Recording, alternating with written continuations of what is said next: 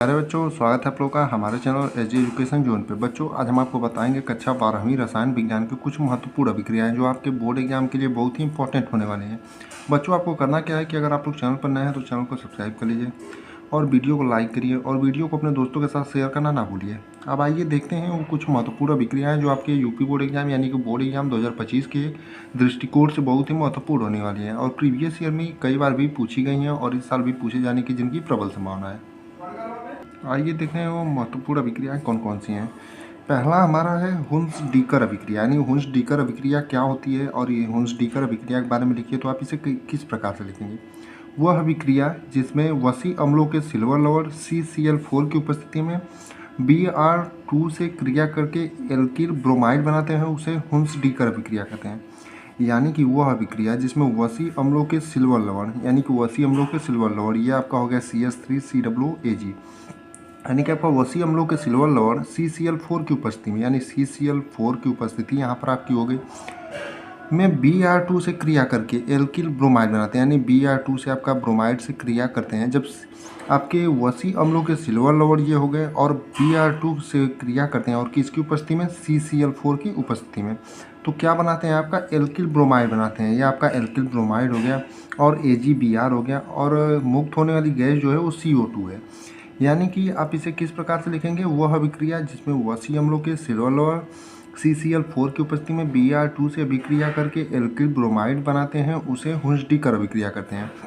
और इसका एग्जाम्पल के रूप में आप करेंगे, यहाँ पर आपका ये हो जाएगा वसी अम्ल के सिल्वर लवण हो जाएंगे, ये सिल्वर का आपका Ag सिल्वर हो जाता है और ये वसी अम्ल का आपका सूत्र होता है आपका वसी अम्ल के सिल्वर लवण प्लस Br2 यानी कि ब्रोमाइड से जब क्रिया करते हैं किसकी उपस्थिति में, CCl4 की उपस्थिति में, तो आपका बनाते हैं क्या, एल्किल ब्रोमाइड बनाते हैं प्लस में AgBr प्लस में आपका ये आपका सिल्वर ब्रोमाइड हो जाएगा, यानी कि सिल्वर ब्रोमाइड हो जाएगा और यहाँ पर आपका CO2 गैस मुक्त हो जाएगी। यही आपका हुन्स-डीकर अभिक्रिया होता है।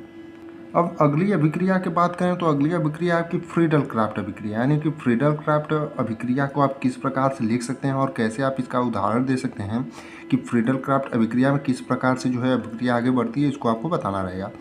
तो जो आपकी फ्रीडल-क्राफ्ट अभिक्रिया है, शुष्क ईथर की उपस्थिति में बेंजीन की क्रिया मेथिल क्लोराइड से कराने पर टॉल्यूइन बनता है। इस अभिक्रिया को फ्रीडल-क्राफ्ट अभिक्रिया कहते हैं। यानी कि जब शुष्क ईथर की उपस्थिति में जब हम बेंजीन की क्रिया मेथिल क्लोराइड से कराते हैं तो आपका टॉल्यूइन बनता है। इसी अभिक्रिया को जो है फ्रीडल-क्राफ्ट अभिक्रिया कहते हैं। अब आइए इसको एग्जाम्पल के माध्यम से देखते हैं कि किस प्रकार से आपकी फ्रीडल-क्राफ्ट अभिक्रिया होती है।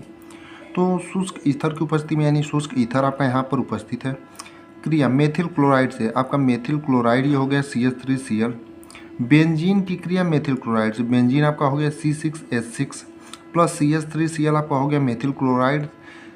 जब बेंजीन की क्रिया मेथिल क्लोराइड से शुष्क ईथर की उपस्थिति में कराते हैं तो आपका क्या बनता है, टॉल्यूइन बनता है। ये आपका टॉल्यूइन का सूत्र हो जाएगा। तो आप इसी प्रकार जो है फ्रीडल-क्राफ्ट अभिक्रिया को परिभाषित करेंगे और इसी प्रकार आप इसको उदाहरण देंगे, यानी कि C6H6 यानी आपका बेंजीन की अभिक्रिया जब मेथिल क्लोराइड CH3Cl से कराई जाती है शुष्क ईथर की उपस्थिति में तो आपका जो है क्या बनता है, टॉल्यूइन बनता है। इसी अभिक्रिया को आपका फ्रीडल-क्राफ्ट अभिक्रिया कहते हैं। अब अगली अभिक्रिया देखते हैं कि हमारी अगली अभिक्रिया कौन सी है।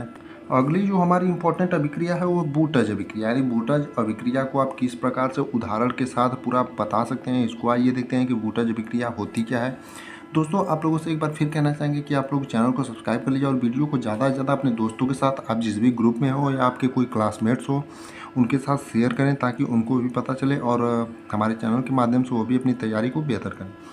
बूटज अभिक्रिया के बारे में देखते हैं। जब शुष्क ईथर की उपस्थिति में, आपका शुष्क ईथर यहाँ उपस्थित है, जब एल्किल हैलाइड के दो अणु, एल्किल हैलाइड के आपके ये दो अणु हो गए CH3Cl प्लस का CH3Cl, दो अणु की क्रिया सोडियम के साथ कराई जाती है, यानी कि दो एल्किल हैलाइड के दो अणुओं की क्रिया जब सोडियम के साथ कराई जाती है किसकी उपस्थिति में, शुष्क ईथर की उपस्थिति में, तो हाइड्रोकार्बन प्राप्त होता है। इस अभिक्रिया को बूटज अभिक्रिया कहते हैं। तो आपका ये C2H6 जो हो जाएगा हाइड्रोकार्बन हो जाएगा। तो जब आपका हाइड्रोकार्बन प्राप्त होता है, इसी अभिक्रिया को जो है बूटज फिटिंग अभिक्रिया कहते हैं और यहाँ पर 2 NaCl भी मिलता है।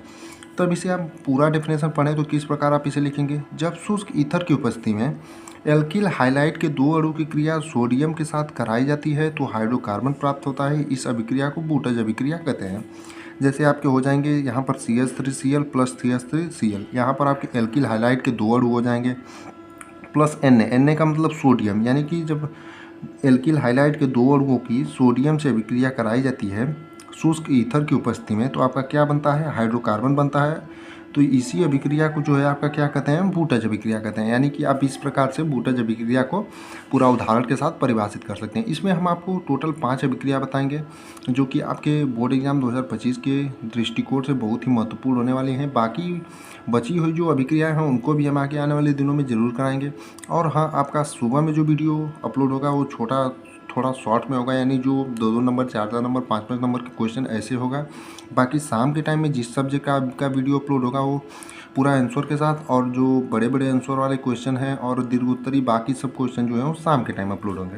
अब अगला देखते हैं, चौथे में तो हमारा है बूटज फिटिंग अभिक्रिया। यानी कि बूटज फिटिंग अभिक्रिया क्या होता है, आप इसको कैसे बता सकते हैं, इसको आइए देखते हैं। बात करें बूटज फिटिंग अभिक्रिया की, तो जब शुष्क ईथर की उपस्थिति में, यानी कि शुष्क ईथर की उपस्थिति में एक अणु हेलोएरिन तथा एक अणु एल्किल हाइलाइट की क्रिया सोडियम धातु के साथ कराई जाती है तो टॉल्यूइन प्राप्त होता है। इस अभिक्रिया को बूटज फिटिंग अभिक्रिया कहते हैं।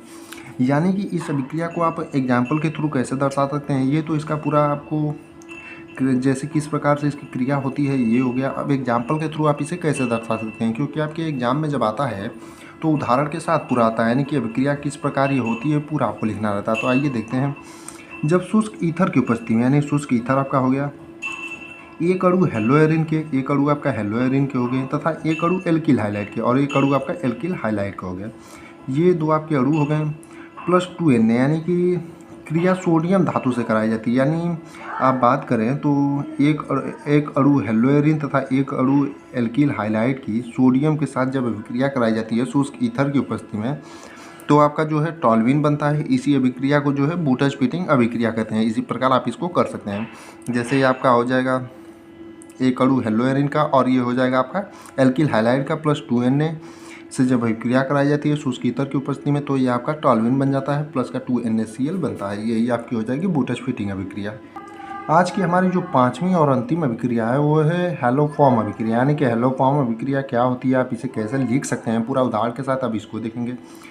हैलोफॉर्म जो अभिक्रिया होती है वो अभिक्रिया जिसमें मेथिल कीटोनिक समूह CH3COO वाले एल्डिहाइड व कीटोन हैलोजन के साथ क्षार के जली विलयन की उपस्थिति में क्रिया करके हैलोफॉर्म बनाते हैं, उसे हैलोफॉर्म अभिक्रिया कहते हैं। यानी कि हैलोफॉर्म जो अभिक्रिया होती है इसमें जब आपके मेथिल कीटोनिक समूह CH3COO वाले एल्डिहाइड वह कीटोन हैलोजन के साथ क्षार के जली विलयन की उपस्थिति में क्रिया करके हैलोफॉर्म बनाते हैं, इसे आप हैलोफॉर्म अभिक्रिया कहते हैं। अब आइए देखते हैं इसको पूरा एग्जाम्पल के थ्रू। जैसे आपका CH3COCH3 आपका ये मेथिल कीटोनिक समूह हो जाएगा, एल्डिहाइड वो कीटोन, ये आपके जब 4NaOH यानी कि जब क्षार के जली विलयन की उपस्थिति में अभिक्रिया करते हैं किससे, Cl2 से, यानी कि आपका कीटोन हैलोजन के साथ क्षार की जली विलयन की उपस्थिति में क्रिया करते हैं। Cl2 आपका जो है हैलोजन ग्रुप का हो जाएगा कोई मेंबर, तो उपस्थिति में जब क्रिया करते हैं तो आपका क्या बनता है, हैलोफॉर्म बनता है। यानी कि CHCl3 बनेगा, यही आपका हैलोफॉर्म हो जाएगा। प्लस का 3NaCl यहाँ पर बनेगा, उसके बाद प्लस CH3CONa बनेगा, प्लस का 3H2O बनेगा। यानी कि ये जो रिलीज होने वाले हैं प्रोडक्ट, यानी कि बाद में क्या बनते हैं इनको भी आपको देखना है और बैलेंस भी करना है। तो आपकी पूरी परिभाषा हो जाएगी वह अभिक्रिया जिसमें मेथिल कीटोनिक समूह CH3COO वाले एल्डिहाइड व कीटोन हैलोजन के साथ क्षार के जली विलयन की उपस्थिति में क्रिया करके हैलोफॉर्म बनाते हैं, उसे हैलोफॉर्म अभिक्रिया कहते हैं। और आपका ये उदाहरण हो गया। बाकी 5 अभिक्रिया हमने आपको बता दिया है, इसे आप लोग अच्छे से तैयार कर लीजिएगा।